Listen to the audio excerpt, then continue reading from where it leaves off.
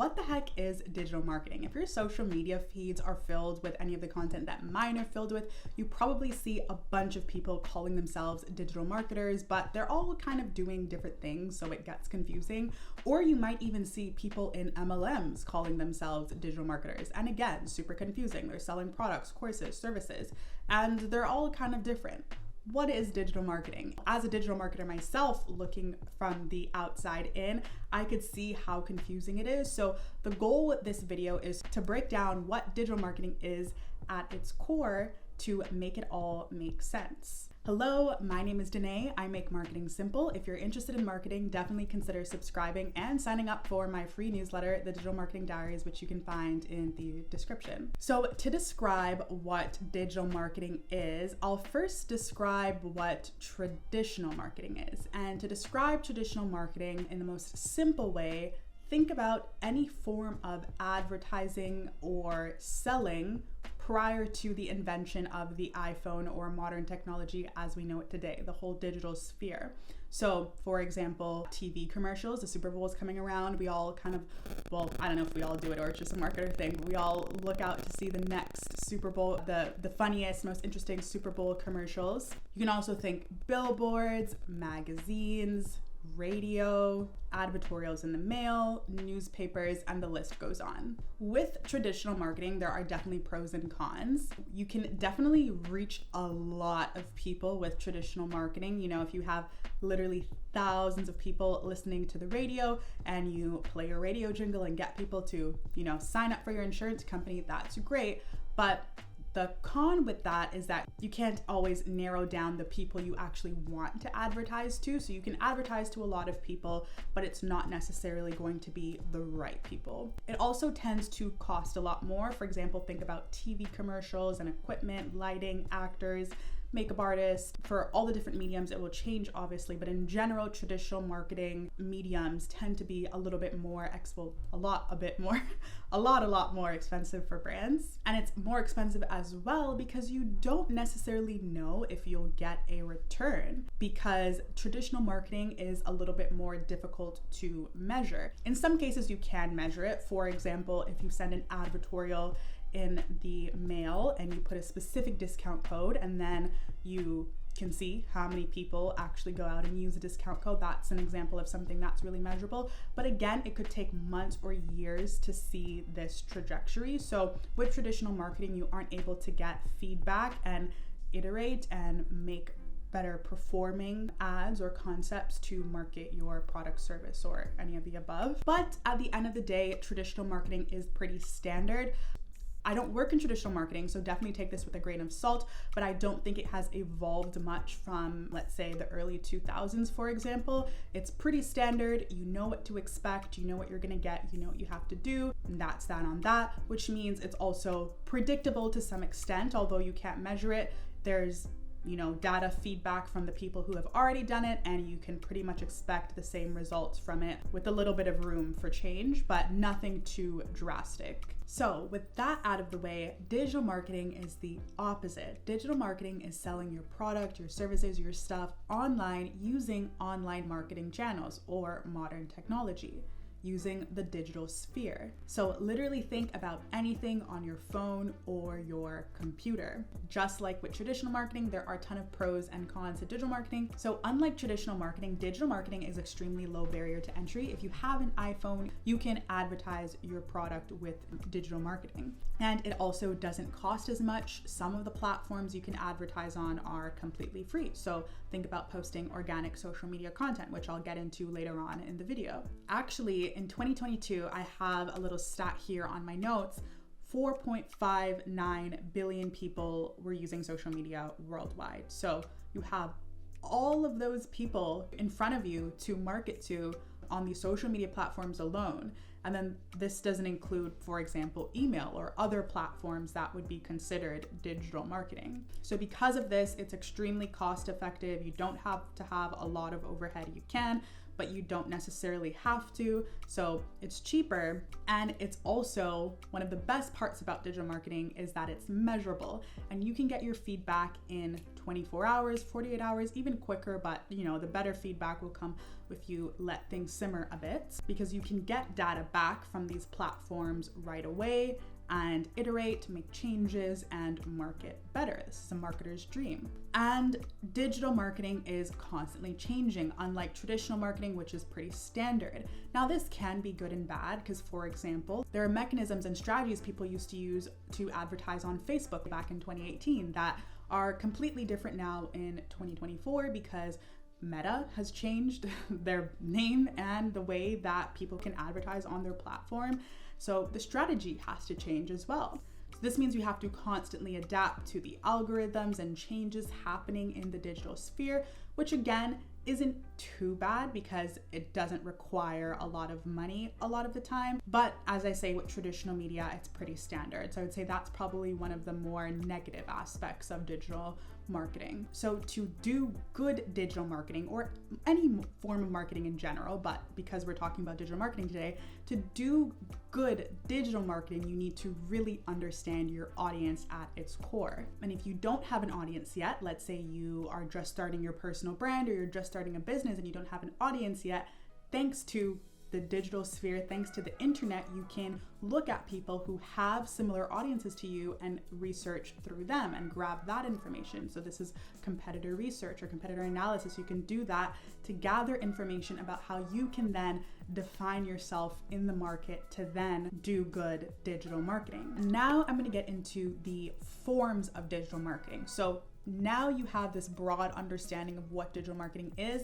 Obviously, there's a lot of subsets underneath that. There's a lot of forms of digital marketing. So I'm going to go through the kind of top 4 to 5 digital marketing mediums in 2023, 2024, so you can get a better understanding and explain why and how people use these forms of digital marketing. So first, we have content marketing. Content marketing is probably one of the first forms of digital marketing. So when you think of content marketing, think blogs, videos, podcasts, infographics, that sort of thing. And the purpose of content marketing is to provide content that has helpful entertainment, education, and information around the product or service that you're selling. The goal with content marketing is to be consistent with it, to attract and retain a core audience, and to establish your brand's authority and build trust as well. Now, I would say technically social media falls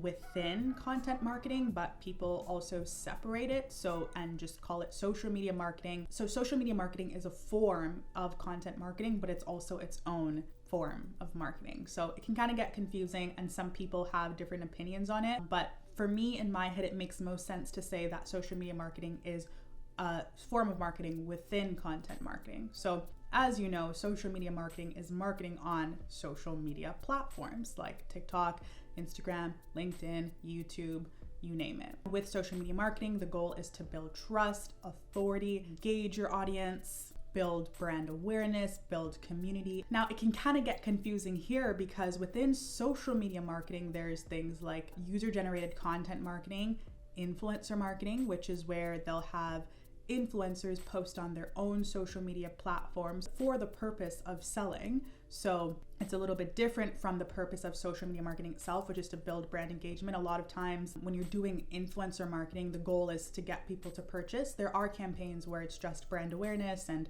engagement and whatnot, but majority of the times it's to get people to click their affiliate link and purchase product. So things can get messy in there, but we'll just say broadly, social media marketing is marketing on these social media platforms.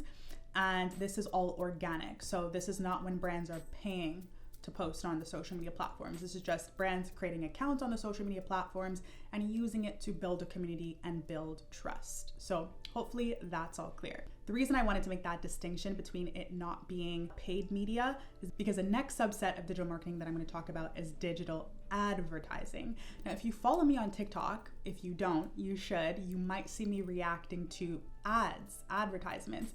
These are usually billboards or commercials that are actually traditional media formats. This is not digital marketing, but this is my top of funnel marketing technique to get eyes and engagement because people seem to be really interested in this content. But I am not a traditional marketer, I'm a digital marketer.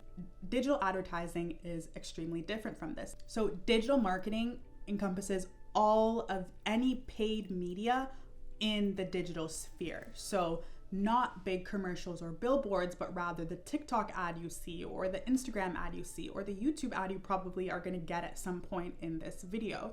That is digital advertising, and that's the field that I work in. Digital advertising is extremely important because with digital advertisement, you track the types of audiences based on how they use the platform. You track how likely they are to be interested in your product and have the highest chances of purchasing your product. So there's a lot of AI tools and algorithms that allow these digital platforms, these social media platforms, to track this data, and then brands will pay a lot of money to these social media platforms to target people that have the highest chances of being interested in the products or services that they are selling. And then there are different ways you can target this audience or demographic of people that you're tracking or that you are advertising to. So you can advertise to generate leads, which means to bring them to either your own social media platform, or to bring them to your website, or bring them to your landing page.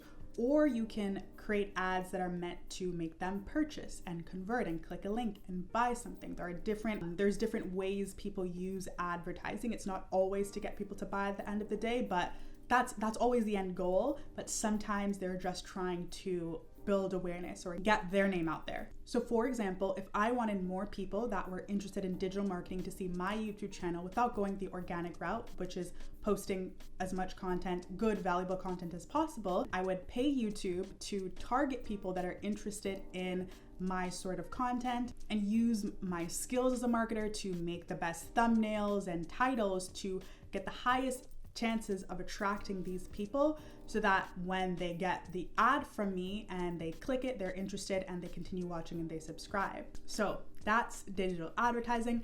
Now we're going to get into another form of digital marketing, which is SEO or SEM.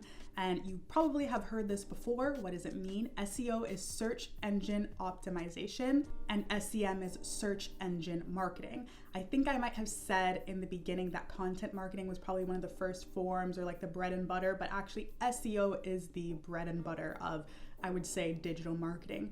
And this is because we all know and use search engines to look up information, products, services, etc.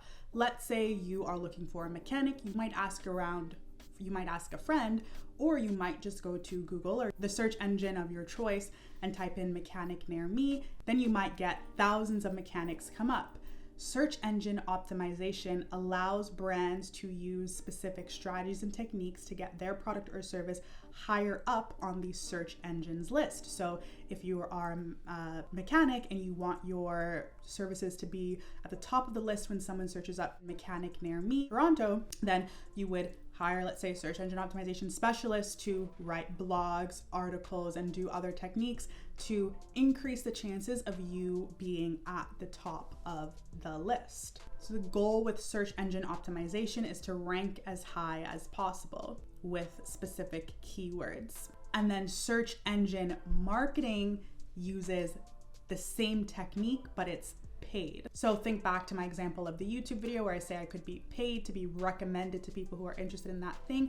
You can also do search engine marketing and pay for your spot to rank higher alongside rank with the keywords. So there's multiple things going on with that one. And the next form of digital marketing that I think is important to share is email marketing, which in my opinion is a more personalized form of marketing, because when you think about it, on your social media platforms, there's a bunch of other people, and yeah, it's curated to you, but your email is curated to you. It's like what you buy. If you buy something, you'll get your receipts there. If you're waiting for a job application or something important, they're going to send it to your email. You may subscribe to newsletters like mine, which you should subscribe to, and that will come to your email. Your email is very personal, which is why a lot of brands want to get your email so that they could write personalized emails to you. Email marketing provides an opportunity for brands to directly communicate to specific people in their audience and in specific ways. So there's actually a strategy or mechanism within email marketing called segmentation. It sounds kind of fancy, but it's actually fairly simple. All segmentation is grouping people into different categories based on who they are or their behaviors.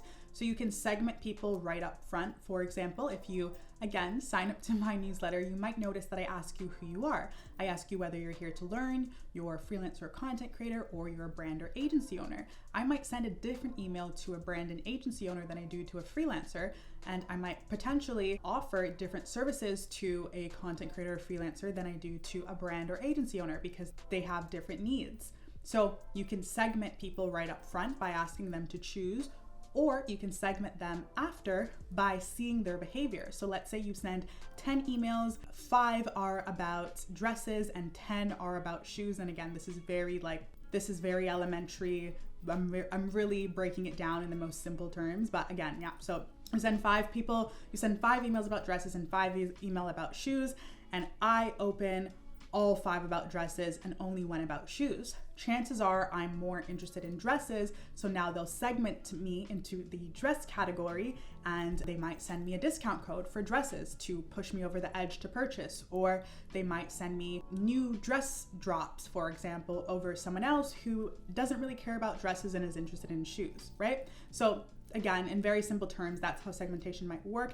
And that's what allows it not only to be super personalized, but super segmented and directed to specific audiences in a way that we know they like based on their behavior with email. So whether they open it, whether they read down, and whether they click the link, which all marketers can track on the back end. Now, I could go on and on and on about all the different forms of digital marketing and niches and all of that stuff, but I think that gives a very good rundown of the most common forms and how they use them and why they use them. So I hope that clears things up and you have a much better overview of digital marketing now. Again, if you learned something new, definitely consider subscribing and signing up for my free marketing newsletter in the description, the Digital Marketing Diaries, and we'll talk soon.